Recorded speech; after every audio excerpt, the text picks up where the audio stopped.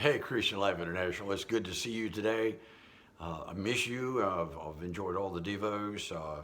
I enjoy Lindsay's kids' devos. I've learned a lot through those. It's really been a blessing. And I miss you guys and can't wait to get back together. It's great. But the Lord has given us some good stuff, and I just want to share a story with you that you've heard time and time again. But there's one little thing that just popped out to me on that. I want to share that with you, and I want to read to you first in Luke chapter 22. It's about a guy. His name is Peter, and you've heard his story. And it says Peter's denial, and when the Lord, they were at the Lord's Supper, and he loved the Lord, and the Lord's given it to him, and then he comes up, and the Lord says to him, and the Lord said in Luke chapter 22, verse 31, and he said, Simon, Simon, indeed Satan has asked for you that he may sift you as wheat. But I have prayed for you that your faith should not fail. And when you have returned to me, strengthen my brethren.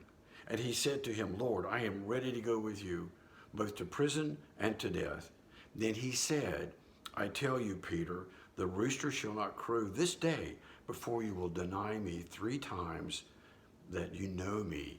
And I tell you what, he told it. Could you imagine what's going through Peter's mind? That he said that Jesus, the Father, told him that he would deny him 3 times before the cock would crow 1 time, and that is something. Then after they did this, then Jesus went, and they were in the garden, and he prayed, and he prayed the Father that Lord, if it be your will, take this cup from me, but let it not pass. But not my will, but yours be done.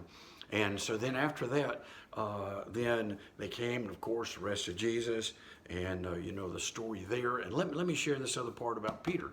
Okay, this one thing that really popped out to me. So remember, Jesus has told him, before you deny me 3 times, the cock will crow once.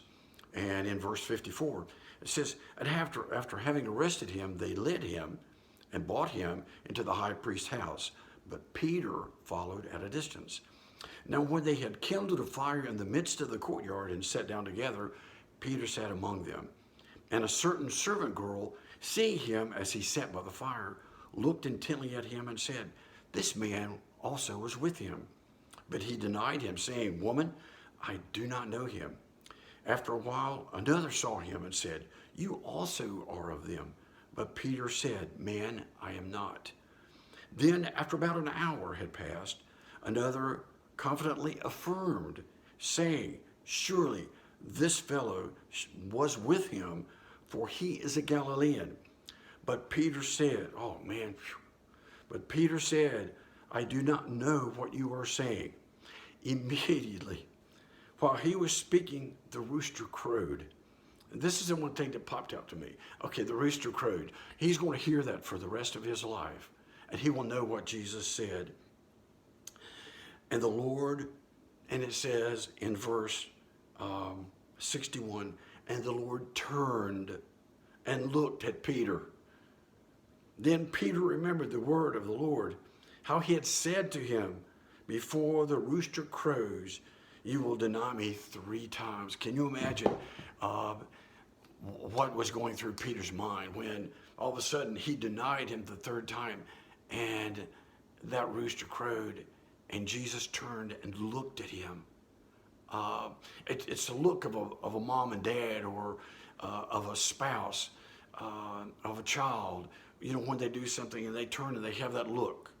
And Jesus didn't say a word to him, but he knew. Peter went out and wept. And one thing about it that had probably happened after that was a separation that Peter had. He, after following Christ and saying that he would die with him, and he goes out and denies him, you can only imagine what happens. Let me read the summation up here in Mark chapter 16, verses 1 through 7, okay? Now when the Sabbath was past, Mary Magdalene, Mary the mother of James, and Salome bought spices that they might anoint him. Very early in the morning, on the first day of the week, they came to the tomb when the sun had risen. And they said among themselves, Who will roll away the stone? You know that. But when they looked up, they saw that the stone had been rolled away, for it was very large. And entering the tomb, they saw a young man clothed in a long white robe, sitting on the right side. And they were alarmed. But he said to them, do not be alarmed, but you seek Jesus of Nazareth, who was crucified. He is risen. He is not here. See the place where they laid him? And then the guy in the gown says, but go, tell his disciples and Peter that he is going before you into Galilee. There you will see him, as he said to you. So Peter might have been separated from those guys. But here he said, go tell my disciples and Peter. He draws us back.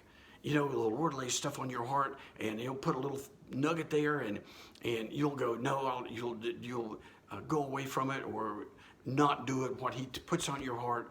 But he loves you. He calls you back. He calls you by name. Peter, he calls you by name. Barry, to come back and to do that, what you've done at him.